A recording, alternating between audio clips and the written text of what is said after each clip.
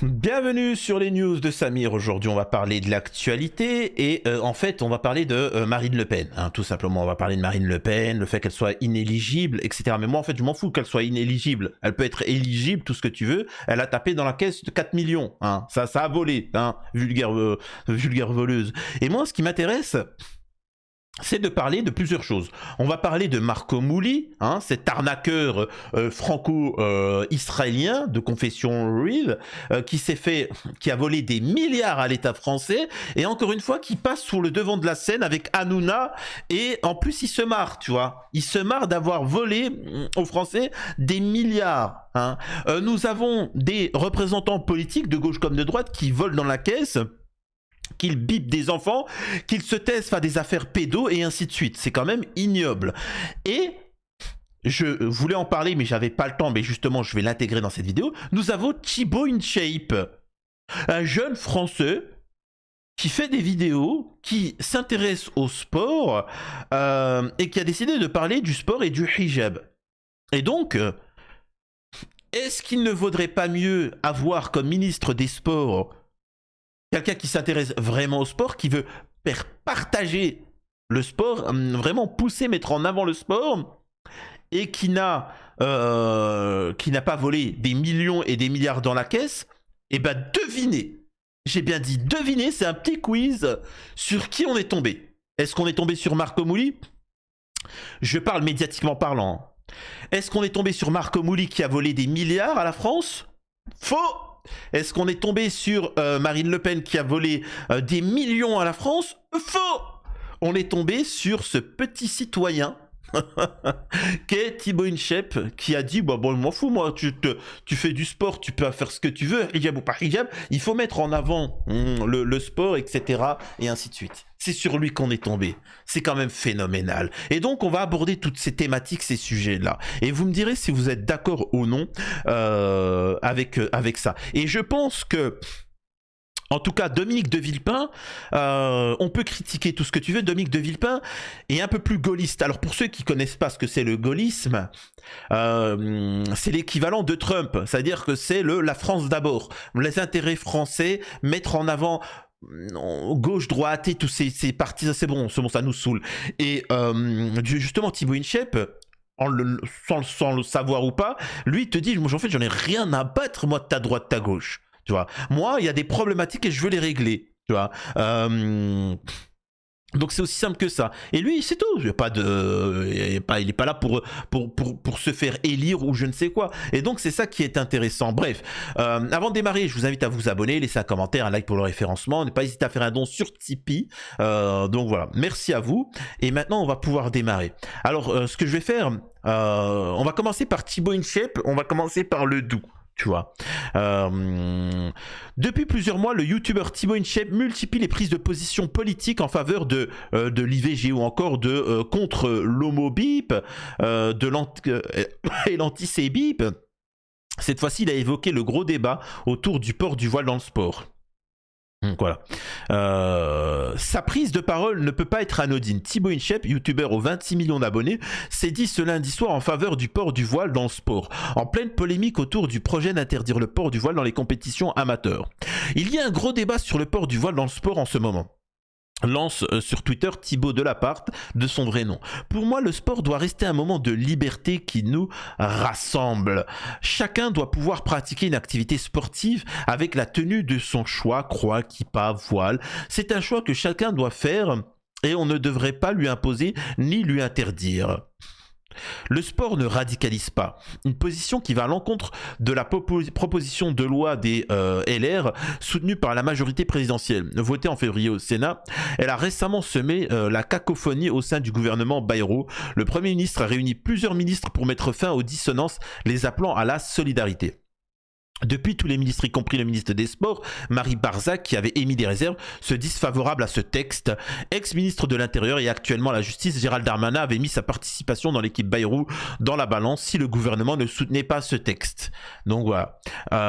Longtemps considéré comme proche de l'extrême droite, Thibaut InShape a réalisé un virage dans sa communication en multipliant les prises de position politiques.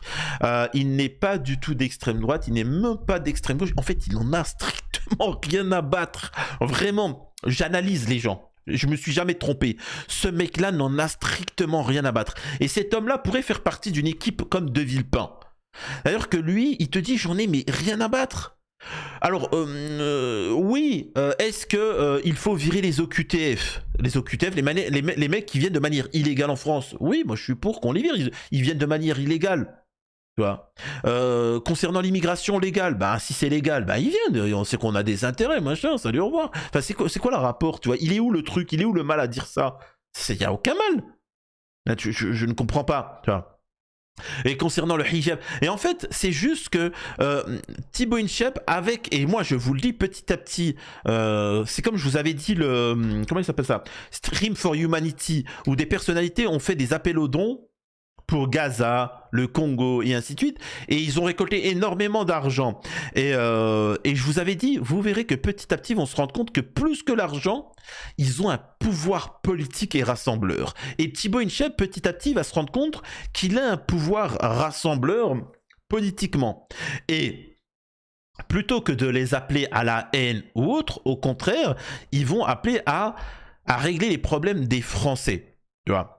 Et pas juste parce que c'est pathétique, hein. C'est-à-dire que là on a une problématique, on a des femmes qui font du sport avec un hijab, c'est-à-dire que c'est hijab, et le problème c'est que la majeure partie des Français, ils en ont strictement rien à faire de Boualem Sansal, ils en ont strictement rien à faire du hijab, tu vois. Ça c'est pour les politiques. Tu vois. Nous, ce qu'on pense, c'est l'économie, le social, la santé. Tu vois, Thibaut Inchep, lui, par exemple, il se rapprocherait plus d'un Kennedy. D'un Kennedy qui dit on va interdire le fluor dans l'eau, c'est mauvais pour la santé, tu vois. Il va se rappeler plus d'un Kennedy qui va dire il n'y a pas de souci de manger des kebabs, des céréales, du sucré, mais il faut limiter, tu vois, quand même, il faut limiter. Il y a plein de produits toxiques et il faut éviter de machin, tu vois. Et il faut faciliter le sport, il faut faciliter l'accès au sport aux gens, tu vois, les motiver à l'école un peu plus, tu vois. Il faut que ça soit un plaisir de faire du sport. Par exemple, Thibaut Inchep pourrait mettre en place, je dis une bêtise en tant que ministre, en disant, plutôt que je parle surtout primaire et collège. Après lycée, c'est encore autre chose, mais jusqu'au collège, plutôt que d'abreuver d'heures de cours massives, hein, moi je séchais presque tout le temps, 8 midi 2 6. Alors qu'au bout d'un moment, en une matinée de cours, t'as plus l'énergie mentale pour suivre. Autant condenser toutes les heures de cours dans la matinée, tu vois, et faire plus d'activités. 1 heure par jour, sport. Tous les jours, au lieu de faire juste 2 heures dans la semaine, tous les jours, tu fais du sport. Voilà. Tu fais foot, handball, tu fais plusieurs trucs, athlétisme et ainsi de suite. Par exemple, moi je vous donne une anecdote. Après, moi j'étais un monstre en course. En endurance, j'étais un monstre. Vraiment, j'atomisais tout le monde. Je m'en rappelle, maintenant ça serait interdit j'imagine, en plein hiver, mais quand je vous dis hiver, alors pour ceux les plus jeunes, à l'époque en France, l'hiver, il faisait froid. Hein, c'était pas, il neigeait pendant des semaines, il neigeait. Alors maintenant, il neige peut-être un jour et puis c'est fini. Oh, quand je te dis il faisait froid, il faisait froid. Le prof, il nous a fait quoi? Ah, vous allez courir pendant 35 minutes et il faut pas s'arrêter. Par contre, si vous faites pas de temps de tour, vous êtes machin. Oh, on courait, on avait froid. Oh, mais c'était un plaisir. Pourquoi à la fin? Oh, je rigole pas. À la fin, nos cheveux étaient congelés. Franchement, nos cheveux étaient congelés. Mais quand je vous dis congelés, c'était vrai. Hein, ils étaient congelés, etc. Mais c'était plaisant. C'était des bons souvenirs, et ainsi de suite. Voilà. On n'est pas venu nous dire, oui, mais pourquoi tu mets hijab? Pourquoi t'es algérien? Pourquoi ceci? C'est bon, arrêtez, tu vois. Il faut arrêter ces histoires-là. Le sport ne radicalise pas, bien au contraire, il aide à intégrer chaque personne, peu importe son origine, sa couleur de peau, sa religion, poursuit le youtubeur. Il faut encourager tout le monde et surtout les femmes à faire du sport, car pour certaines, leur interdire de pouvoir porter le voile, c'est les priver de sport et donc une activité sociale. Ce dimanche soir, Teddy Riner s'était montré du même avis. On perd notre temps quand on voit dans le sport chez les voisins, dans d'autres cultures, tout se passe bien et ça n'emmerde personne. Et en fait, c'est ça. On perd du temps en France. Et je pense que c'est parce qu'on a mis des politocards au pouvoir, des gens qui pensent à leur carrière, à prendre de l'argent, et que petit à petit, il faudrait peut-être mettre des gens beaucoup plus purs, honnêtes, qui vont tabler sur le sujet, tu vois. Et peut-être qu'ils n'ont pas les compétences, Mais, alors certains vont me dire, oui, mais Samir, pourquoi toi tu te lancerais pas en politique, Thibaut Inchep, etc. Mais vous n'êtes pas des hommes politiques. Bah écoutez, depuis 40 ans, on met des voleurs, des criminels, des pédos et tout ce que tu veux au pouvoir et c'est catastrophe sur catastrophe. Bah peut-être qu'il faudrait mettre des gens qui ont des casiers vierges et qui sont, qui ont le cœur sur la main, qui veulent réellement changer les choses, tu vois. Peut-être ça ne va pas marcher, mais ils vont tout faire pour améliorer les choses. Voilà. Et en fait, on est tombé sur Thibaut Inchep sur ça. Alors que, dans le même cas, Marco Mouli. On en arrive à Marine Le Pen. J'essaye vraiment de contextualiser la politique française, la problématique dans tout ça. Marco Mouli dit le roi de l'arnaque à la taxe carbone interpellé à Rome. C'est-à-dire qu'on a toute la sphère d'extrême droite, bolloréenne, Hanouna, etc. qui tombe sur Thibaut InShape. Et par contre, qui disent du bien de Marco Mouli et qui l'invitent partout et qui rigolent avec lui. Lui qui a volé 10 milliards à l'État français. À vous. Marco Mouli était visé par un mandat d'arrêt après sa condamnation à 3 ans de prison ferme pour avoir notamment organisé son insolvabilité. Marco Mouli, dit le roi de l'arnaque, a été interpellé ce dimanche 29 mars dans l'après-midi dans sa descente d'un avion à Rome, a appris BFM TV d'une source proche du dossier, confirmant les informations du Parisien. Il était visé par un mandat d'arrêt après sa condamnation à 3 ans ferme pour avoir notamment organisé son insolvabilité. Figure de l'escroquerie géante de la taxe carbone, il avait été condamné en son absence, mardi 12 novembre à Paris, à 3 ans de prison et été visé par un mandat d'arrêt pour avoir organisé son insolvabilité afin de ne pas rembourser ses dettes. Ces nouvelles infractions commises en état de récidive légale sont la preuve qu'il n'a manifestement pas tiré les leçons de ses précédentes condamnations, avait déclaré le président. Alors il s'est barré en Israël et il se moque de l'État français. Et pourtant, là, à ce moment-là, personne n'en a parlé dans les médias. Bruno Retailleau, il n'a pas dit Israël, il faut nous l'extrader, sinon c'est une humiliation, il faut faire un bras de fer avec un Israël. Non, il s'est tué, il a fermé, il s'est voilà. Et il provoque, et ces gens-là provoquent. Donc c'est quand même, ça vous explique à quel point ce sont tous des délinquants et qu'en fait ils sont tellement tous des délinquants qu'ils se protègent et ils se défendent. On a Marine Le Pen qui a volé 4 millions. Et on parle de éligible, pas inéligible. Mais en fait, dans une société saine, il n'y aurait même pas besoin d'avoir ce débat-là. Normalement, elle devrait être en tôle. Écoutez-moi bien. Normalement, Marine Le Pen devrait être en prison. Elle devrait être la risée en France.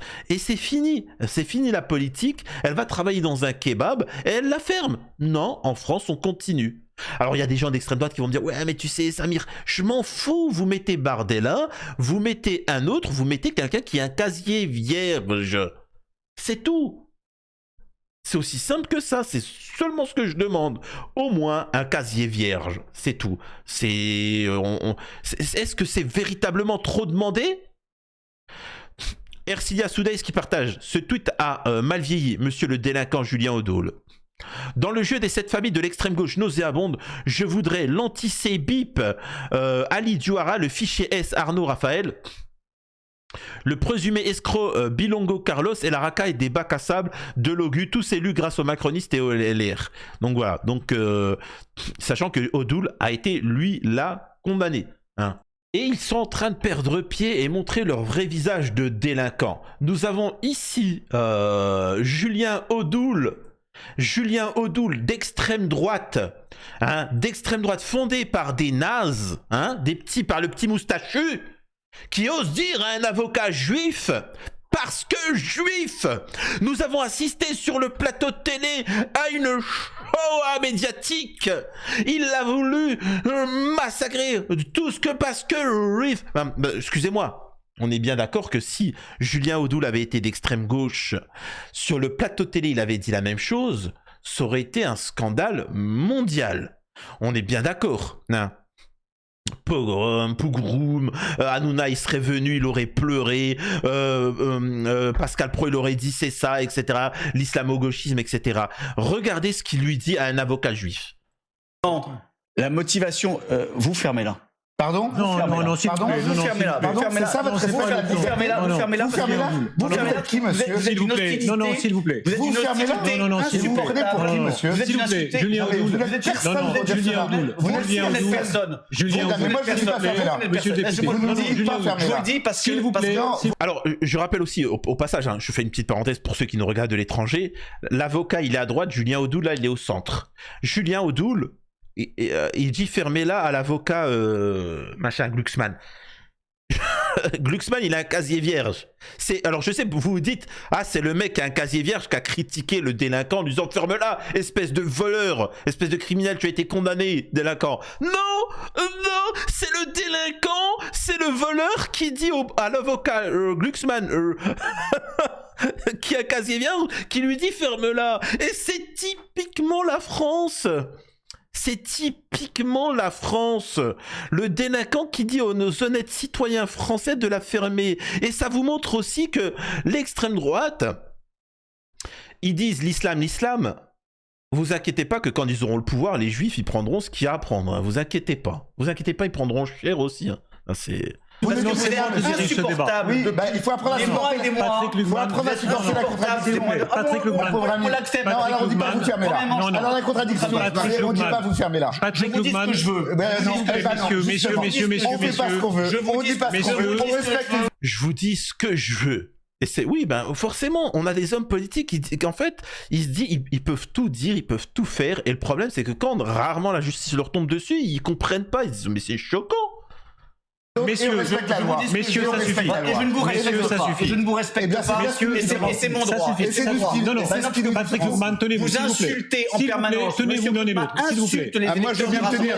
Mais vous fermez là, c'est inadmissible. Julien Audoul, mon pauvre. Monsieur le député, mon pauvre. pour la tenue de ce débat, je vous demande de se faire insulter à longueur d'antenne par ce monsieur, c'est insupportable. Et je le dis. Donc vous fermez là. Julien Audoul, je vous demande, retirez s'il vous plaît le fermez là, c'est pas le ton. Non, retirez-le. S'il vous plaît. Non, je ne le retire pas. Si, retirez-le. Non, ça n'est pas. Je ne le retire pas. Vous avez le droit. Non, mais s'il vous plaît. C'est point qui mène le débat. Vous avez le droit de discuter en des termes très vifs même. Et s'il vous plaît, pour simplement la bonne tenue d'un débat démocratique, retirez le fermez là. Non, je ne le retire pas. Retirez-le. Je ne le retire pas. Retirez-le. Monsieur. Arrête d'être orgueilleux. Oui, je retire. Et il lui dit, tu peux y aller, mais ne lui manque pas de respect comme ça. Je suis pas d'accord. Tu dis complètement, tu es complètement à l'ouest et ainsi de suite. Mais tu ne manques pas de respect. Oh, tu lui traites pas comme ça. C'est ignoble, mais c'est le groupe Hanouna, Bolloré, tu vois, c'est du people. Là, ils se parlent en fait, ils ont l'impression qu'ils sont dans TikTok, c'est des youtubeurs. Vous savez, les youtubeurs quand ils se clashent. Non, c'est horrible. Exprime-toi, dis que je suis pas d'accord. Et le problème, c'est que c'est le groupe Bolloré, Hanouna qui ont créé ce système politique en France où tout le monde s'invective. Moi, par exemple, le citoyen d'extrême droite, comme le citoyen d'extrême gauche, et tout ce qui s'ensuit, ce sont des Français, oui ou non? Est-ce qu'on peut pas se mettre à la table et discuter? Pourquoi moi je veux dégager tous les migrants? Parce que je considère que ceci ou cela. Pourquoi toi tu es contre? Machin, on essaie de discuter. Est-ce qu'on peut pas trouver des solutions? Est-ce qu'on peut pas essayer de débattre, essayer de vous convaincre? De manière apaisée, on essaie d'améliorer la situation. Non, islamo-gauchiste, raciste, machin. Et c'est bon, oh là là, ça devient ignoble, tu vois. Insulte en permanence, que ce soit les cadres du Rassemblement national et leurs électeurs depuis très longtemps, voilà. Donc les commentaires, non, c'est une réalité. Ah oui. Donc vous encore êtes une fois, de droit et de réalité, c'est merveilleux. Encore une fois, que vous soyez du côté de l'injustice, ça ne me surprend guère parce que vous êtes coutumier du fait. Continuez. Voilà. Donc moi, je vous dis ce que je veux. Très bien. Alors Julien Audoul, juste pour être bien clair, on peut être très vif dans le débat. Ici à LCI, on n'a pas peur des débats vifs, même parfois un peu emportés, mais pas de fermer là. Voilà, je pense que c'est vraiment pas le ton qui est de circonstance. Je vous dirais donc à ce monsieur d'être un peu plus respectueux aussi. Tout le monde sera respectueux. Écoutez, regardez peut-être ce sondage. C'est gravissime. Et c'est ce mec-là qui va te parler de morale, de loi, de justice, de moralité, de laïcité. Ce sont des délinquants. Hein. Ce sont juste des délinquants. Donc, qu'est-ce que vous voulez que je vous dise? N'empêche, on se tape la fin de TPMP. la TPMP qui s'effondre grâce à moi parce que j'ai été celui qui a initié la fin de TPMP et la critique de TPMP, Marco Mouli qui va aller en tôle, Marine Le Pen qui est inéligible, Julien Audoul qui se fait défoncer, le Jarl aussi qui se fait virer, d'ailleurs on l'appelle le Jarlatan dans le métier, Morandini qui tout le monde sait que c'est un pédo, donc on voit bien quand même qu'à l'extrême droite il y a une problématique, tu vois, dans les représentants de l'extrême droite. Donc j'invite toutes les personnes, parce qu'il faut les respecter, qui sont d'extrême droite, à se mobiliser et à dégager toute la chienlit qu'il y a dans leur parti. C'est aussi simple que ça, bande de délinquants. Et encore une fois, c'est-à-dire que quand tu écoutes ces gens-là, la priorité c'était de tomber sur Thibaut InShape, le mec qui s'est fait tout seul, qui est gentil, qui est un Français, qui met en avant les valeurs françaises et qui essaie de faire rayonner la France, etc. et qui n'a pas d'affaire au HUC. Et pourtant, c'est eux qui donnent la morale. Tu vois, c'est quand même fou cette histoire. Et t'as Marine Le Pen qui viennent et qui chialent. Mais rends l'argent. Moi je m'en fous, moi. Les gens ils sont tous en train de parler. Samir, t'es d'accord ou pas? Samir, m'en fous, moi. Éligible, pas éligible. Rends l'argent. Rends le pognon déjà. Rends le pognon.